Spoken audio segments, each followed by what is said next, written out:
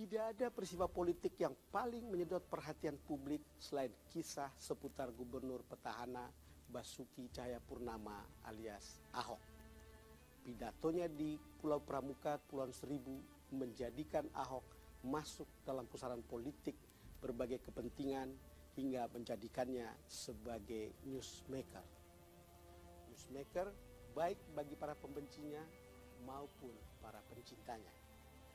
Mengejutkan juga mengamati langkah Jokowi mengurai kasus Ahok ini. Di antara pilihan yang terbatas, Jokowi akhirnya memutuskan kasus Ahok harus diselesaikan melalui proses hukum. Dengan perintah, prosesnya harus terbuka, transparan, dan tanpa campur tangan dari pihak manapun. Dan jadilah Ahok seperti bisa disaksikan melalui siaran-siaran televisi menjadi pesakitan dengan tuduhan melakukan penodaan atas agama Islam.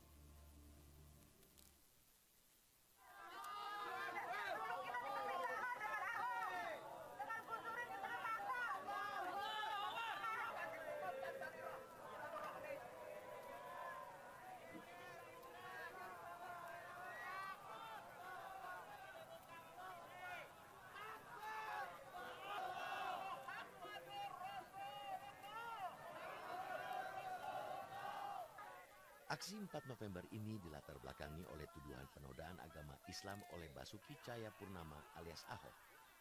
Setelah Ahok menyinggung penggunaan surat Al-Maidah ketika berpidato di Pulau Pramuka, Kepulauan Seribu, tanggal 27 September 2016. Jadi jangan percaya sama orang, kan bisa aja dalam hati kecil Bapak Ibu nggak bisa pilih saya. Ya kan, dibohongin pakai surat Al-Maidah 51 macam-macam itu. Ahok pun dilaporkan ke polisi oleh sejumlah pihak dan ketika melihat pengusutannya sangat lamban, aksi turun ke jalan pun terjadi. Kepada aksi massa 4 November, Wakil Presiden Yusuf Kala menjanjikan kasus Ahok diselesaikan dalam 2 minggu. Belakangan, Presiden Jokowi juga memerintahkan Kapolri agar gelar perkara kasus Ahok ini dibuat terbuka agar benar-benar transparan. Kapolri agar mereka terbuka, tetapi kita harus juga lihat apakah ada aturan hukum, undang-undang yang memperbolehkan atau tidak. Hari Selasa 15 November 2016 atau 11 hari setelah aksi 4 November, gelar perkara benar-benar dibuat secara terbuka oleh Mabes Polri. Hasilnya, meski tak bersuara bulat, penyidik menetapkan Ahok sebagai tersangka.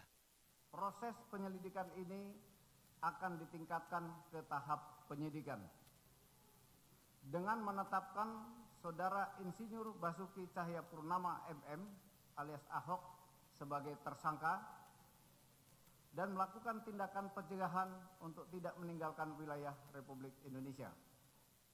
Semenjak laporan 14 laporan dari tanggal 6 Oktober berturut-turut sampai dengan 21 Oktober laporan terakhir, tim ini sudah bekerja dari awal.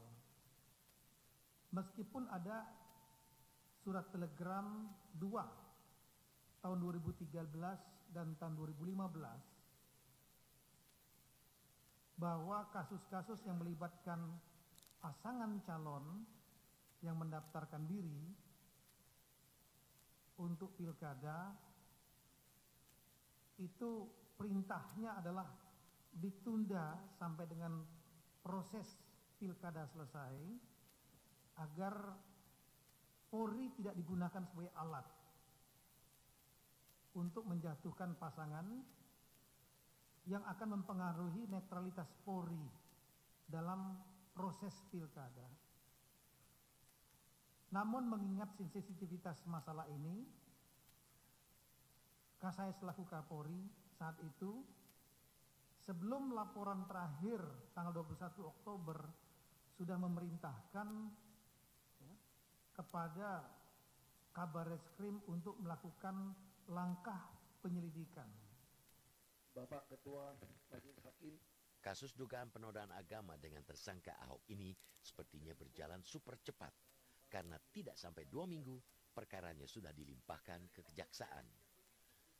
Dalam sidang perdana yang digelar pada hari Selasa tanggal 20 Desember 2016, jaksa penuntut umum mendakwa Ahok telah melakukan penodaan agama terkait pidatonya di Pulau Seribu bulan September 2016. Ahok didakwa dengan pasal 156A dengan ancaman 5 tahun penjara dan pasal 156 KUHP dengan ancaman 4 tahun penjara. Dengan sengaja di muka umum mengeluarkan perasaan atau melakukan perbuatan yang pada pokoknya bersifat permusuhan, penyalahgunaan, atau penodaan terhadap suatu agama yang dianut di Indonesia. Ahok sempat menitikan air mata ketika menyampaikan eksepsi atau nota keberatan di sidang perdana ini. Sebagai pribadi yang tumbuh besar di lingkungan umat Islam, tidaklah mungkin saya mempunyai niat untuk melakukan penistaan agama Islam dan menghina para ulama. Karena sama saja saya tidak menghargai orang-orang yang saya hormati dan saya sangat sayangi.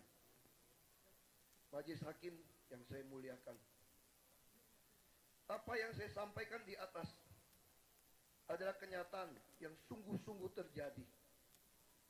Dan saya juga berharap penjelasan saya ini bisa membuktikan tidak ada niat saya untuk melakukan penistaan terhadap umat Islam dan penghinaan terhadap para ulama.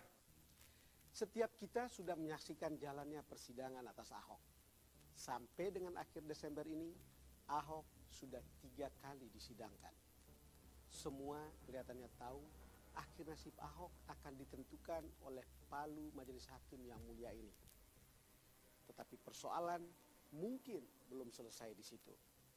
Bagi para penciptanya, bila hakim memutuskan Ahok kalah, maka akan menimbulkan kekecewaan yang mendalam. Sebaliknya ada pertanyaan, apakah para penantang Ahok akan legowo menerima kemenangan Ahok? Kita berharap proses persidangan ini membuat semua pihak bisa meresapi dan pada gilirannya bisa menerima hasil akhir apapun keputusan para majelis hakim yang mulia. Menarik untuk dicermati, apa konsekuensi bila Ahok dinyatakan bersalah dan bila dibebaskan majelis hakim? Keduanya tentu memiliki implikasi. Apapun nantinya keputusan pengadilan menjadi PR baru di tahun 2017. Ada sekitar 40-an saksi yang ada di berkas perkara Ahok. Kalau seluruhnya dipanggil untuk bersaksi di ruang sidang, mungkin belum akan habis pada hari pencoblosan pilkada yang berlangsung pada tanggal 15 Februari 2017.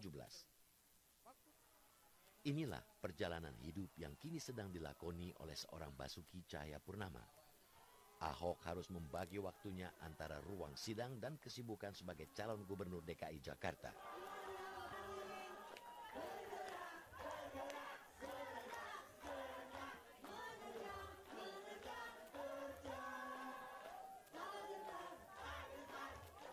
Ada satu pertanyaan yang menggelitik.